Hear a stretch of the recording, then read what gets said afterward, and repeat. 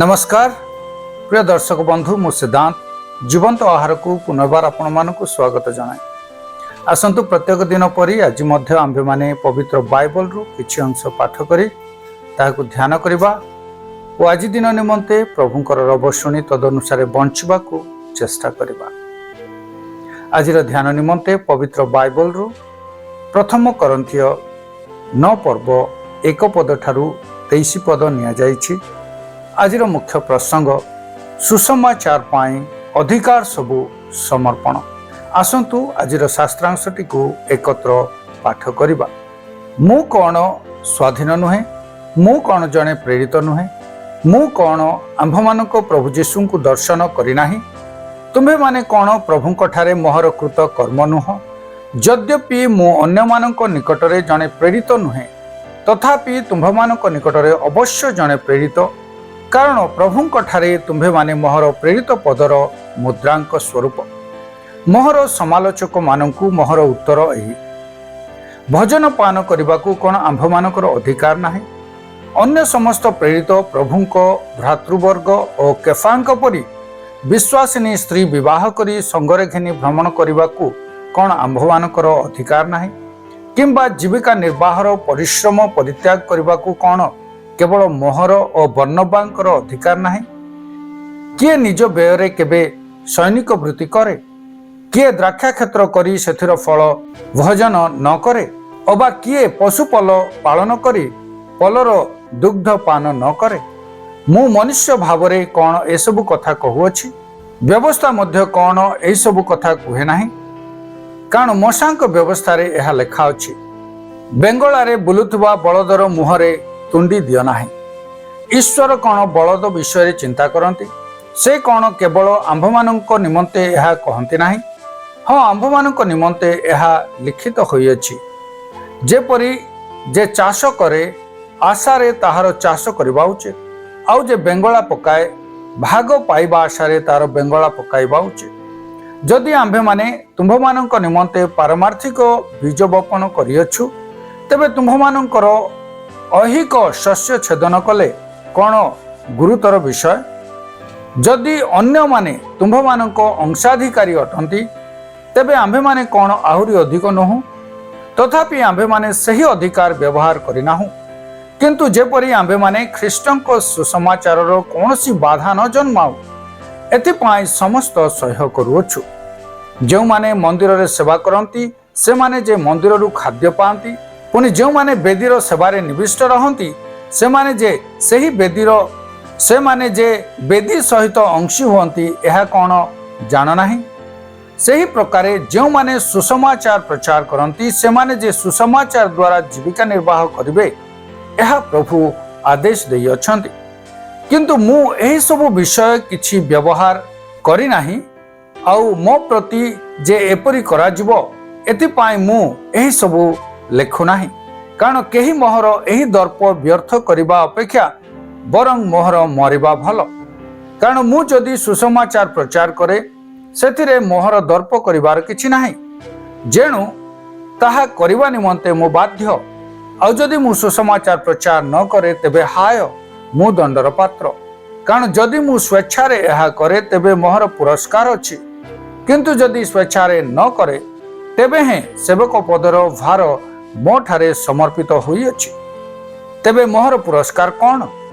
ताहा एही जेपरि मु सुसमाचार रे थिबा मोहर अधिकार व्यवहार न करी सुसमाचार प्रचार करू करू सही सुसमाचार को बिना मूल्यर विषय करे।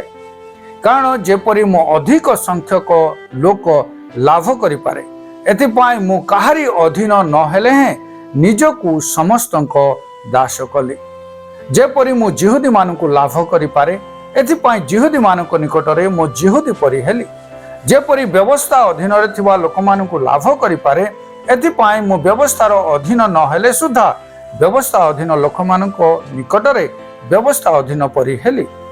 जेपरि मु व्यवस्था विहीन लोकमानकु लाभ करि पारे, एथिपाई मु ईश्वरक व्यवस्था विहीन न होई ख्रीष्टंक व्यवस्थार अनुगत हेले हैं व्यवस्था विहीन लोकमानक निकटरे व्यवस्था विहीन परि हेली।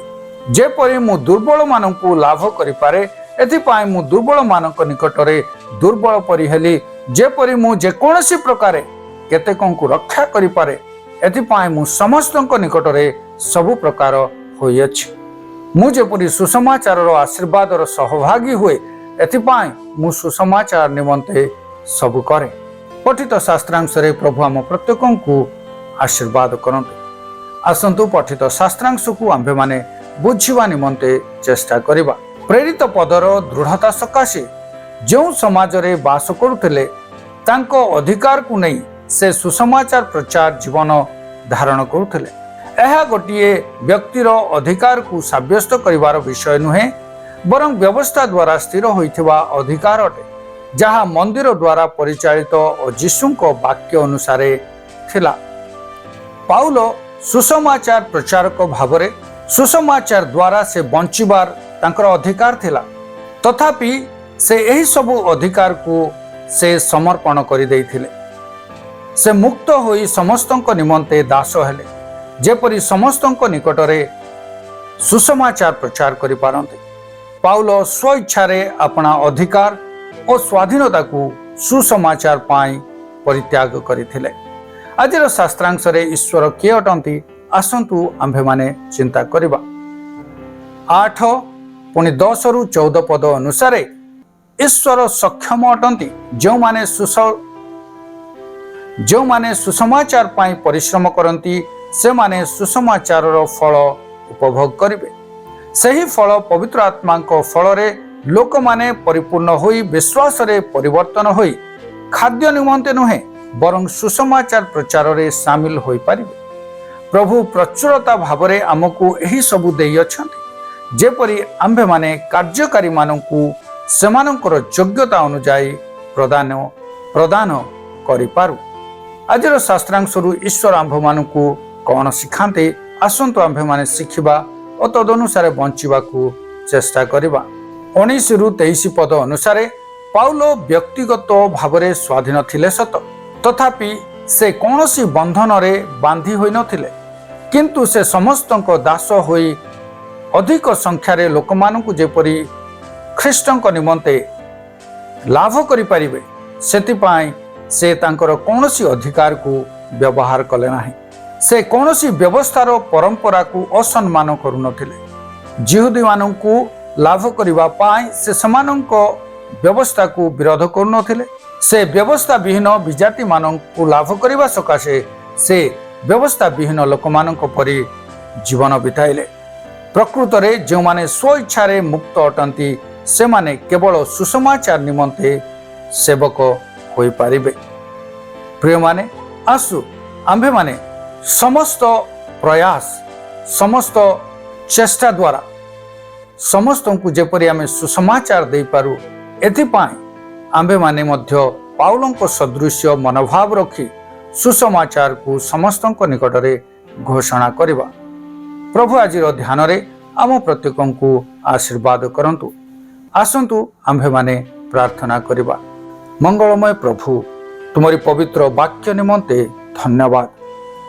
प्रभु सुसमाचार जे प्रचार करे से सुसमाचार द्वारा बंचिबो यह तुमरी वाक्य रे लिखा अछि। तथापि पाउलंक परि मनोभाव हममानंकु दियो, जेपरि आमे समस्तंकु जेति पारिबु, समस्तंकु तुमरी गौरव पाए लाभ करि पारिबु। एथिपाई निजर अधिकार को साब्यस्त करिबा परिवर्ते तुमरी सुसमाचार को मुक्त भावरे प्रचार करिबा पाए आम समस्तंकु साहाय्य उपकार करंतु। यीशुଙ୍କ नामरे मागुछि, आमेन।